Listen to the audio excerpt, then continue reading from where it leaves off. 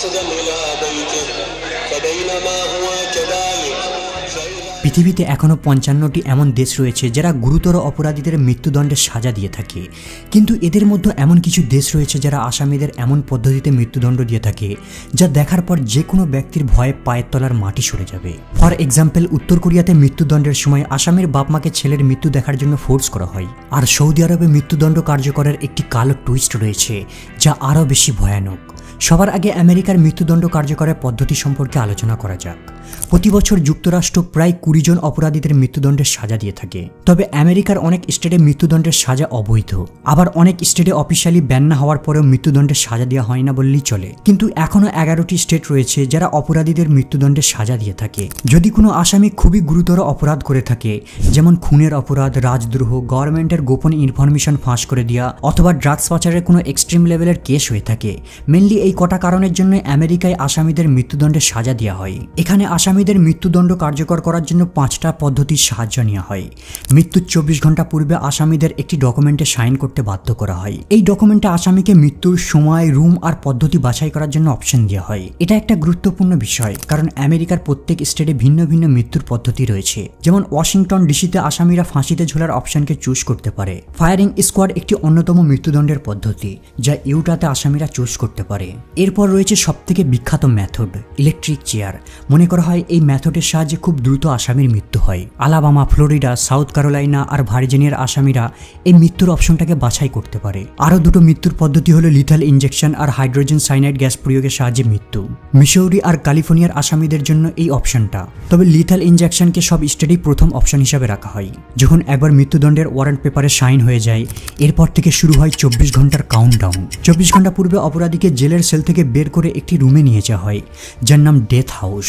আর এর জন্য আসামি শেষবারের মতো জেলের বাইরের জগৎকে দেখার সুযোগ পায়। এখানে আনার পর তার ফুল বডিকে সার্চ করা হয় আর তারপর তাকে একটি নতুন কাপড় পরানো হয়। এরপর তাকে লাস্ট সেলে নিয়ে যাওয়া হবে যার নাম ডেথ ওয়াচ। এখানে অপরাধী তার জীবনের শেষ রাতটাকে ব্যয় করবে। বেশিরভাগ আসামি ওই রাতে ঘুমোতে পারে না, কারণ সে জানে তার সঙ্গে কি ঘটতে চলেছে।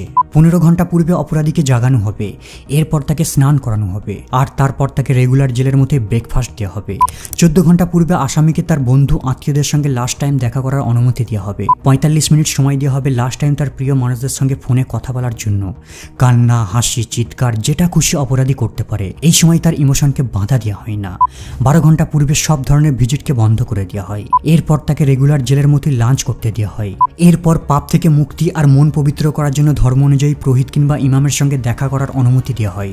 ৮ ঘন্টা পূর্বে অপরাধীকে লাস্ট টাইম সূর্য অস্ত দেখার সুযোগ দেওয়া হবে। এরপর ১ ঘন্টা সময় দেওয়া হয় তার প্রিয় মানুষকে লেটার লেখার জন্য। ৬ ঘন্টা পূর্বে তার অর্ডার করা পছন্দের লাস্ট খাবারটিকে আনা হয়। তবে এই খাবারটা $৩০ বাজেটের মধ্যে হতে হবে। যদি অপরাধীকে বৈদ্যুতিক শক দিয়ে মৃত্যুদণ্ড দেওয়া হয়, তাহলে তার পূর্বে তার মাথাটিকে শেভ করা হয়, না হলে আগুন লেগে যাবে। এরপর অপরাধীকে শেষবারের মতো স্নান করতে নিয়ে যাওয়া হয় আর তারপর তাকে শেষবারের মতো খাবার খেতে দেওয়া হয়। ৩ ঘন্টা পূর্বে সাক্ষীরা আসতে শুরু করে। এরা হলো ভিকটিমের পরিবার, আত্মীয় স্বজন যারা মৃত্যুদণ্ডকে সচক্ষে দেখবে। ১ ঘন্টা পূর্বে আসামিকে ৫ জন গার্ড দ্বারা হাঁটতে নিয়ে যাওয়া হবে একটি চেম্বারে যার নাম ডেথ চেম্বার, আর এটাই হলো তার জীবনের শেষ হাঁটা। এরপর তাকে একটা চেয়ার বা বেডে বেঁধে ফেলা হবে। ১২ মিনিট পূর্বে সাক্ষীদের ওয়েটিং রুমে নিয়ে আসা হবে। এরপর রুমের পর্দাটিকে সরানো হবে, জানালাটিকে অন ওয়েতে রাখা হয়, মানে অপরাধী কোনোভাবেই সাক্ষীদের দেখতে পাবে না। ১০ মিনিট পূর্বে লাস্টবারের মতো কয়েদিদের কিছু বলার অনুমতি দেওয়া হবে। এরপর ফাইনালি আসামির মৃত্যুদণ্ডকে কার্যকর করা হয়। আর যদি ফায়ার স্কোয়াড দ্বারা মৃত্যুদণ্ড দেওয়া হয়, তাহলে তার বুকে একটা প্যাচ লাগিয়ে দেওয়া হবে আর তার মাথাটিকে একটি কালো কাপড় দ্বারা কভার করে ফেলা হবে। আর শুটাররা ২৫ ফিট দূরত্বে দাঁড়িয়ে একই সময় ওই বুকে লাগানো প্যাচে শুট করবে।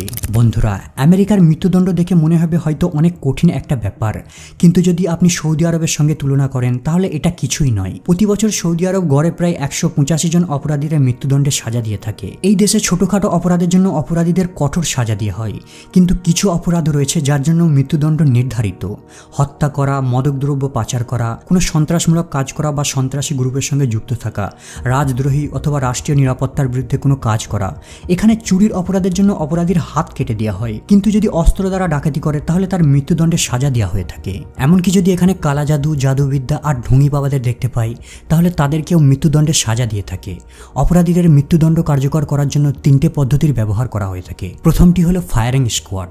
এই পদ্ধতিতে দোষী ব্যক্তিদের চোখে কাপড় বেঁধে ক্রস রেঞ্জ থেকে শুট করে দেওয়া হয়। হয়। মূলত যারা টেররিজম অ্যাক্টিভিটির সঙ্গে যুক্ত থাকে, স্পেশালি হাই প্রোফাইল কেসগুলির সঙ্গে যুক্ত, তাদেরকেই এভাবে হত্যা করা হয়। দ্বিতীয় ফেমাস পদ্ধতিটি হলো শিরচ্ছেদ। এই পদ্ধতিতে দোষী ব্যক্তিকে পাবলিক প্লেসে নিয়ে গিয়ে সকল আই উইটনেসদের সামনে জাল্লাদ এক কপি ধর থেকে মুন্ডুকে পৃথক করে দেয়। এরপর তার দেহকে ক্রুসিফাই করে পাবলিক প্লেসে ঝুলিয়ে দেওয়া হয়। তবে এটা ট্র্যাডিশনাল ক্রুসিফিকেশনের মতো নয়, পাবলিকের সামনে মৃতদেহকে ডিসপ্লে করা হয় যাতে নাগরিকদের মধ্যে ভীত সৃষ্টি হয়। আর তৃতীয় পদ্ধতিটি হলো সবথেকে ভয়ানক, যেটা স্টোন টু ডেথ নামে পরিচিত। যদি কোনো অপরাধী ব্যভিচার বা ধর্ষণের মতো পাপ করে থাকে, তাহলে ওই ব্যক্তিকে মাটিতে গর্ত খুঁড়ে বুক পর্যন্ত পুঁতে দেওয়া হয়। এরপর তার মৃত্যু না হওয়া পর্যন্ত জনগণ তাকে পাথর ছুঁড়ে মারতে থাকে। কষ্ট আর মৃত্যুর সময়কে বাড়ানোর জন্য পাথরের সাইজকে ছোট রাখা হয়। তবে এই ধরনের সাজার মেথড খুবই বিরল, কারণ ব্যক্তিকে দোষী সাব্যস্ত করতে অনেকগুলি প্রমাণের প্রয়োজন পড়ে। তাছাড়া ইন্টারন্যাশনাল প্রেশারের কারণে পাথর ছোড়ার অল্টারনেট হিসাবে শিরচ্ছেদকেই বাছাই করা হয়। তবে এখানে ভারত আমেরিকার মতো মৃত্যুদণ্ড কার্যকর করার জন্য অনেকদিন পর্যন্ত অপেক্ষা করতে হয় না। সাজা ঘোষণার পর ওই বছরেই তার মৃত্যুদণ্ডকে কার্যকর করা হয়। একবার দোষী প্রমাণিত হলে আসামিকে আল হায়ার জেলে বন্দী করে রাখা হয়। এখানে তাদেরকে পৃথক রাখা হয় না, বাকি কয়েদিদের সঙ্গেই রাখা হয়। আর এখানে জেলের কন্ডিশন অনেক অমানবিক। আসামিদের মানসিক যন্ত্রণাকে তীব্র করার জন্য পরিবারের কারোর সঙ্গে দেখা করার সুযোগও দেওয়া হয় না। বর্তমানে বেশিরভাগ ডেভেলপ গণতান্ত্রিক দেশে মৃত্যুদণ্ডের সাজাকে প্রায় তুলে দেওয়া হয়েছে, কিন্তু তারপরেও পৃথিবীতে এখনও এমন একটি গণতান্ত্রিক দেশ রয়েছে যেখানে অমানবিক পদ্ধতিতে মৃত্যুদণ্ডের সাজা দেওয়া হয়।